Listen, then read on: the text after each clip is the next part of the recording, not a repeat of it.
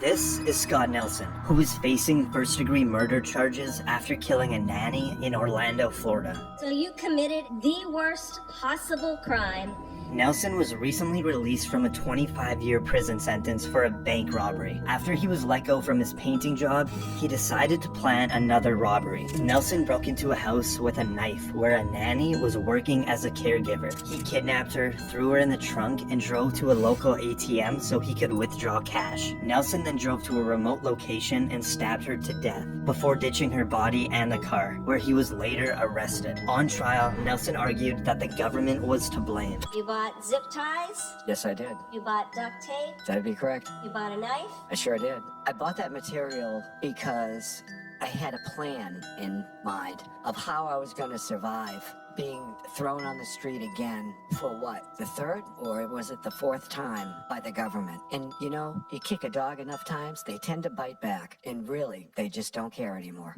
Nelson continues testifying, showing no emotion, and finally admits to the murder. Somebody was going to pay for how you've been treated. That is very accurate. Who killed Jennifer Fulford? I did. He took the stand during the penalty phase, and this is what he had to say. How has your mental health been affected by your previous incarceration? I am a homicidal maniac. In the end, Nelson was found guilty of first-degree murder and was sentenced to life in prison. This is John Bunn. He spent 27 years wrongfully convicted of murder.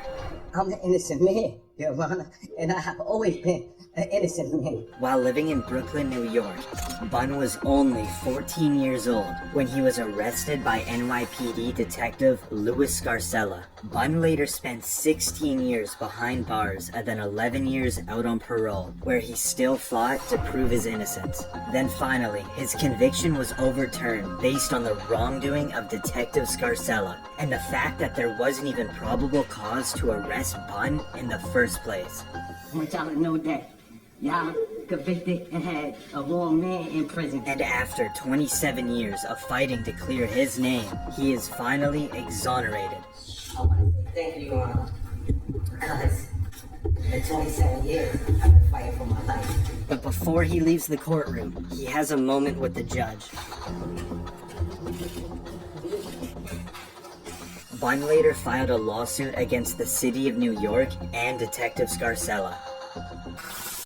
This is Alan McCarty, who was arrested and charged after making death threats to a judge. In a child custody case, a judge ruled against McCarty and took away his children. His erratic behavior towards the judge continued into his court appearances. My dad owns the building and I look like a f***ing idiot, huh?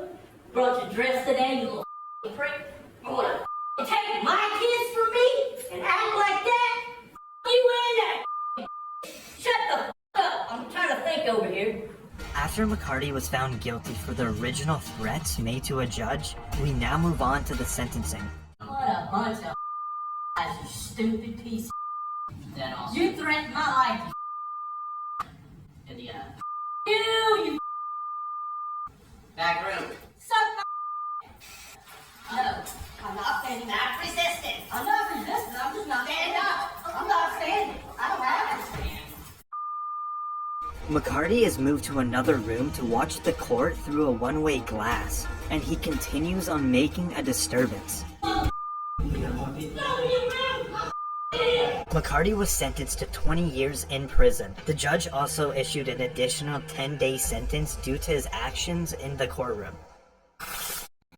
This is Markeith Lloyd, who is convicted of murdering a police officer in Orlando, Florida. I'm ready to arrest you for somebody else I absolutely don't know nothing about. And they frame me, they frame me. Lloyd was already on the run from the police after he killed his former girlfriend, who was pregnant with his child. A month later, Lloyd is spotted in a Walmart. You can see him walking in. Moments later, Orlando Police Lieutenant Deborah Clayton pulls in. You can see her grab a cart and walk in. Reportedly, they cross paths every few minutes. Outside the store, Lieutenant Clayton was notified and she tried to stop and arrest Lloyd when a shootout began. Lieutenant Clayton was killed during the interaction, being shot shot 4 times. Following the murder, Lloyd took off again, which led to a 9-day manhunt, where he was later found. During the arrest, he tried to escape, where he lost his left eye in the altercation. Here in court, Lloyd took the stand. Reportedly, he believed everyone was out to kill him. And I was just reacting, Mary. I was just reacting. Even when they opened the door, I just reacted.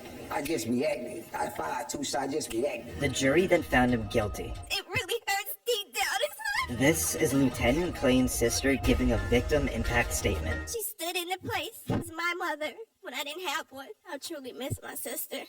I truly miss her. And this is the moment that Lloyd hears that the jury unanimously recommends the death sentence. We, the jury, unanimously find that the defendant, Marquis Floyd, should be sentenced to death.